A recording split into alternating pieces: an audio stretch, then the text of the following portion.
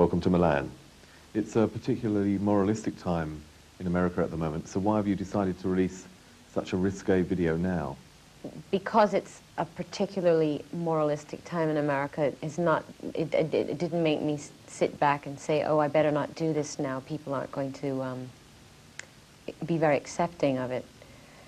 Actually, a lot of the things that I deal with in my music and in the book is in particular with the repression that's going on in America right now. So I think that the timing's very good. So to what extent do you think that a video like this promotes tolerance to sexual diversity? To what extent? I really don't know. I mean, I don't know. There's a lot of really narrow-minded people, so if I can change the way that 1/100th of them thinks, then I've accomplished something, and I really can't predict how far-reaching that would be, you know, how many people I would change and how much tolerance would grow out of what the messages that I've put forth in the music. Do you notice any differences between the way that America reacts to some of the things you do and to the way that Europe reacts? Because in my opinion, I feel that we're much more tolerant as a society. In England or in Europe? In Europe. I think particularly Europe is more... Europe, absolutely more tolerant. In fact, I feel like in Europe, people actually deal with the actual music and the artistic value of things, whereas in America, they're just so obsessed with scandal and so uptight about so many things that they can't get past their own hang-ups to actually to have a discussion about, you know, the music or the movie or the book or whatever it is that people do. So do you feel that, in a sense, that your sexual mores are more European in value than American? Yeah, I guess I'd have to say that. Okay. Much of your work involves the display of your own body, so would you agree with Camille Paglia, who asserts that female beauty is a potent form of power? Absolutely. So in what way are you using your power? You mean I have to tell you? How am I using my power? By doing what I do. But she says, she asserts that the power of the female beauty is used today in a much more socio-political way, and that you are at the forefront. Well, it depends on what you do. I mean, you could be a beautiful girl and just sit around the house filing your nails all day, or you could be a beautiful girl who's out there saying something, taking risks, and trying to change people's way of thinking, which is what I think I am. But I have to preface all of that by saying that beauty is in the eye of the beholder. There are plenty of people who don't think I'm beautiful, so in that case, Camille's ideas are out the window. So. Do you believe that you've changed the sort of sexual mores of society, particularly in America? I've had an effect in changing them. Lots of other people have too, but yes. Is that more of a personal effect in terms of closer relationships, or in a wider term? Wider. Just overall general acceptance of other people's differences, sexual preferences, whatever. The video is seen on MTV around the world, and because it's a video, it will be seen as being glamorous. So to what extent do you feel that you're glamorizing sex without giving a safe sex message?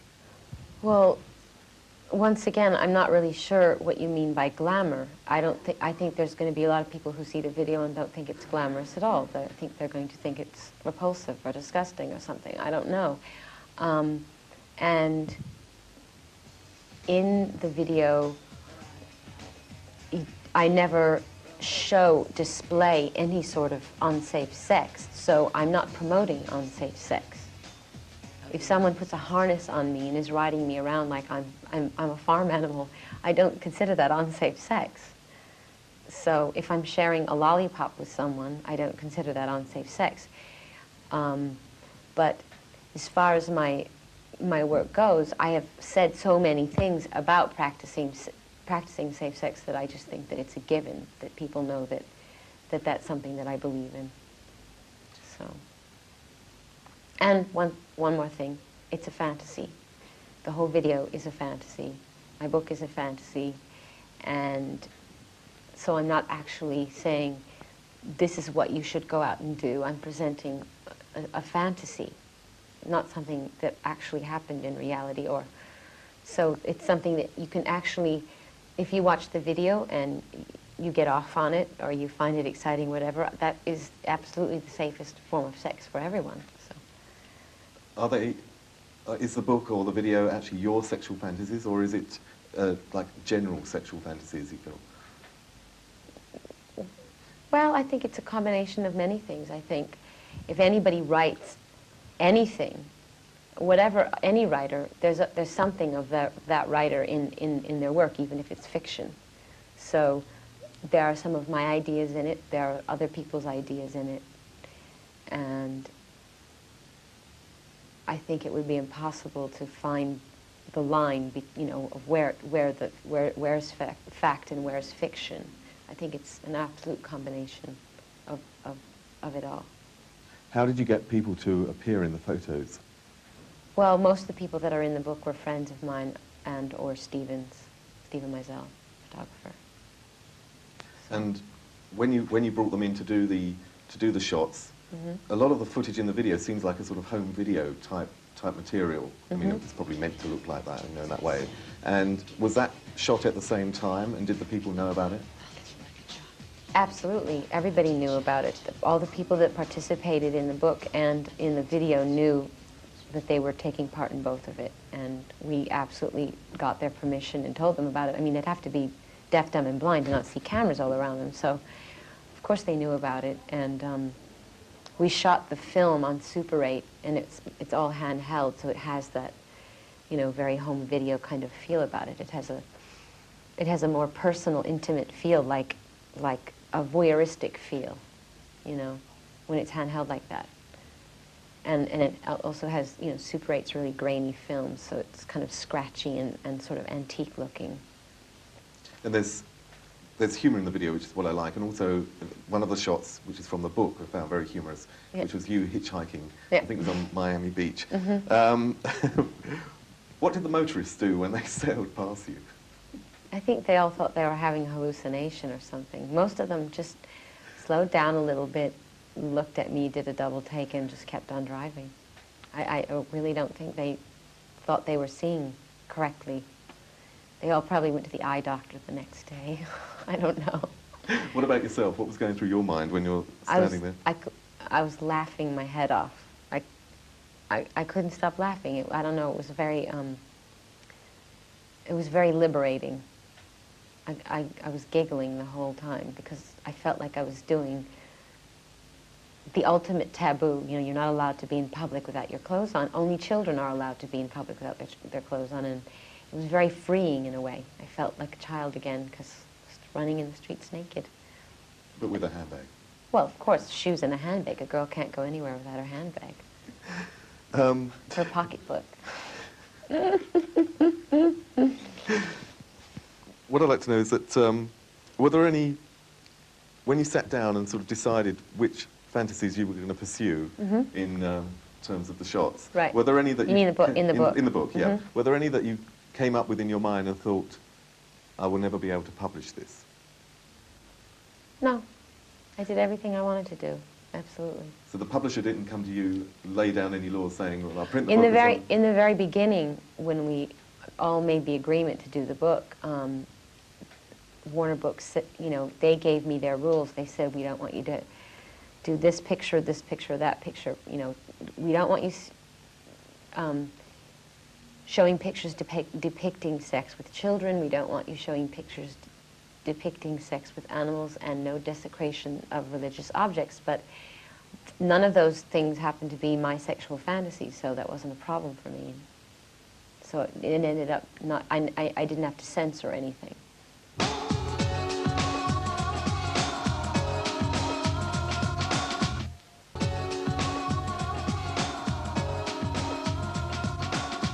We've been talking about image a lot, and sometimes the music is overlooked, especially by the press. And I listened to the album today, and the album has a lot of good music on it. So what for you is the primary importance? Is it music? The most important thing is that I say the things I want to say in my music, or whatever expression that may be, whether that's writing a book or writing songs, or or acting or whatever. The most important thing is that I feel fulfilled as an artist, and what ultimately what the world gets out of it and what they choose to see, I can't control it or predict it. And of course I always hope that they will see that and get past, you know, what they consider the scandal or the imaging or the, what, you know, but that's something the media's created. I know. Is this guy amazing? Like, Yes, I am a tramp. And I'm proud of it. I have absolutely no control over the media. I only have control over what I do as an artist, and if I say what I want to say, then I have fulfilled myself. Did I answer your question? Yeah, I think so. How therapeutic is writing a song? Because Extremely. because there's a song on the album that's written about people that you know that have died of AIDS. Mm-hmm. So in a way that the writing process for you is also a way of letting out emotions. Yes, and that's not to say even that everything I write is exactly true and what happened to me. I think that, you know, all kinds of artistic expression can be a cathartic experience for you emotionally. Whether you go to a canvas and take a brush and just like start painting, you know, smears of red and blue, or you write a poem, or you write a song, piece of music, whatever. It's absolutely therapeutic. Yeah. When you work on a song, what's the actual process? It's What is different it? every time. It's really different every time. Sometimes I have an idea musically in my head. I don't play an instrument, so I work with several different songwriters, and I will go to one of them and say, I hear this, play this on the piano or whatever, and record it. Sometimes people present me with music, and it inspires me to write words to it. The sound is quite raw on the album at Yeah. times as well. How do you get that sound? I mean, how? By not producing it too much. I mean, actually, when we went in and we wrote the songs, Shep Pettibone and Andre Betts, two different guys that I wrote with on this album, we did them all on 8-track. We made 8-track demos, and we basically kept them very true to what our original inspiration was when we were writing the songs. Instead of taking those tracks and then going into a 24-track and saying, okay, we have to do everything over, only better, we said, this is it, this is good enough. I mean, we did a few minor overdubs, but other than that, pretty much what you hear on the album is what the original demo form of each song was. That's probably why it has that raw feeling to it. You've been an artist that's been successful throughout the whole of the MTV period. Mm-hmm. How important do you feel that MTV has been in your success?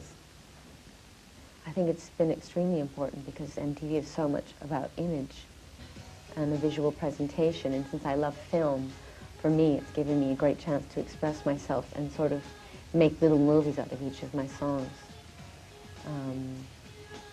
So, extremely In recent important. times, it's been, you know, difficult in the powers that be to always show your video like the present one.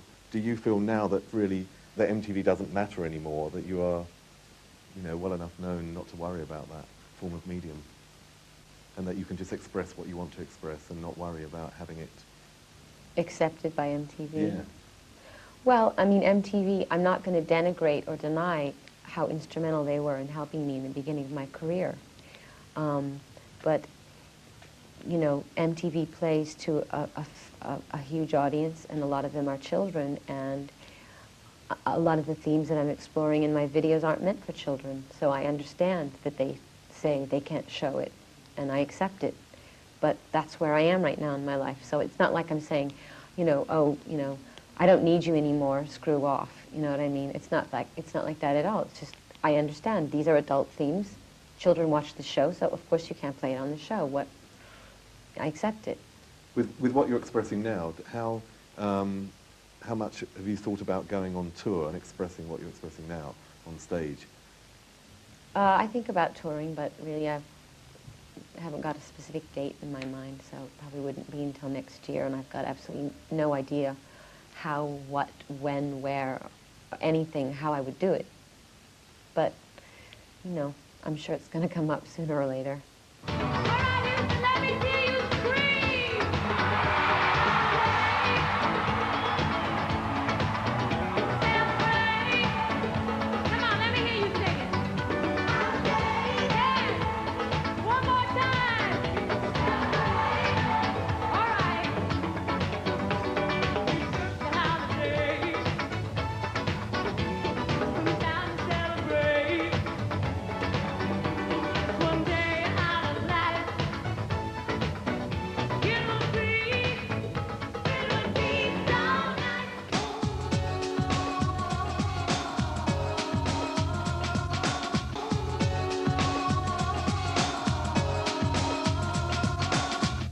Of course, another area that you're involved in is acting. So how much more confident have you become over the years as an actress? I'd say with the last couple of movies that I've done, a lot more confident. I mean, it's like anything. The more you get on stage and perform, the better you feel in front of a crowd. It's the same thing with a camera and film. The more I do it, the more confident I feel. So little by little. Much is said that you like to, and I don't know whether this is true, of course, but much is said that you like to control everything around you and what you're doing and the direction you're going and so on and so forth. But when you're an actor, you can't control the film. The director controls the film. That's so right. how... That's why I'd like to be a director. And also direct yourself? No, Why wouldn't you do that? because that's too complicated. I don't want to run back and forth the camera. That's because being a director is about being in control, and being an actor is about letting go, and I think that it's asking too much to play both roles. Is that also why you started Maverick as a record label? Because you wanted to, I suppose, sort of move on and have another facet to what you're doing musically, really, and be in control in that area? Yeah, well, you know, control is a word we're sort of throwing around, and I think that it has a negative connotation. And when I say I want to be in control, I simply mean I have a dream, I have a vision, and I want to execute it. When you're a musician, when you're a singer, and much of the work I've done, I've had an idea or a dream or a vision, and I've seen it from beginning to end, and it's been my own personal vision. As an actress, you are servicing someone else's dream. The only person that's vision is executed is the director. So there's the difference there. And then as far as Maverick goes, the company, I have a company because I'm interested in exploring, nurturing, and developing other people's talent, other musicians, other singers, other writers, other actors, other directors, everything. I like to think of it as an artistic think tank where I just like to go out and find young, raw talent and put people together and come up with stuff. So it's kind of an experiment. And it has less to do with control and more to do with nurturing other people. Is it also a good way of actually, for you to get new ideas, that you're surrounded by so many people doing different things? That Well, I've always gotten ideas from other people. I think that's the best way to be inspired as an artist is to be around humanity, whether you're walking down the street or you're standing in the middle of a shopping mall or you're hanging around a lot of really brilliant people. I mean, you know, the smarter, I mean, the more brilliant people that you hang around, the more inspired you get, you know. So I just like to be around talented people, whether I use what I learned from them in my work or not. Now, one of the first singles that was going to be released from Maverick was The Queen's English, which was by the two dancers that were... Louis and Jose. Yeah, that's right. What happened to that? Will it be released at some point? Yeah, it's going to be released, but it's going to be on a compilation record with a series of different artists, all New York artists that sort of are in that genre of music, house music. And right now we're compiling all the artists for that, so once we have all the songs, we'll release that. That wouldn't come out until next year. And on that track that you were involved vocally as well, weren't you? With doing I sang backup, yeah. How do you feel about the fans outside your hotel window? Here? Yeah.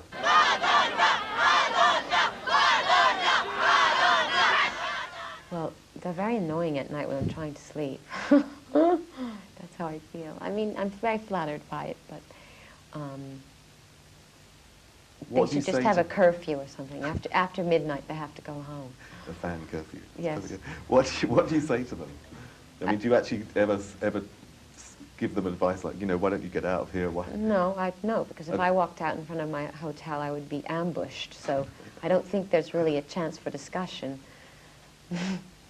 No. What you mean? What would I say to them now on TV, or what No, do I say mean, to them in personally? terms of that. Well, I read an article once where it said that you really felt that people outside your house, it was why don't you get yourself a life? Why don't you go away and do something instead of sitting there? Because what they're doing isn't exactly, it's promoting. flashing, but it's not creative in a lot of ways. Do you Absolutely. understand? No, I really don't understand it. I mean, it's sort of absurd behavior, you know. I mean, I can't imagine anyone having. I always thought young people had short attention spans, but I mean, you can't imagine how long people sit out in front of my apartment building in New York for days, from 7 o'clock in the morning until, you know, 2 o'clock in the morning. It's just never ending, and they just stare at my building. I mean, how insane is that? And they're probably still there while you're in Milan. They're waiting for me to come back. You have there's an official fan club magazine called Icon. Yeah. What's your involvement in that?